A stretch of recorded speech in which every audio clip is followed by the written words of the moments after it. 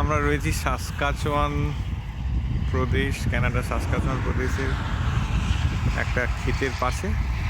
এগুলো হচ্ছে ক্ষেতের একটা ভিউ। এখানে শস্য কাটবার পরে শস্যের যে কাণ্ডটা, সেটাকে এরমভাবে রোল করে রেখে দেয় এরা। এটাকে বলা হয় রোল বা স্ট্রবে। সবুজ মাঠের ওপর এরকম লাইন দিয়ে ছড়ানো।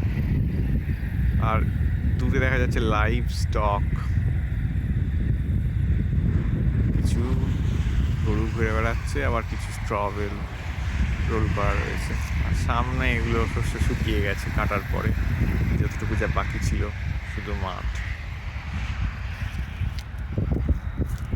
এখানে খুব সম্ভবত কিছু শস্য রয়ে গেছে এখনো।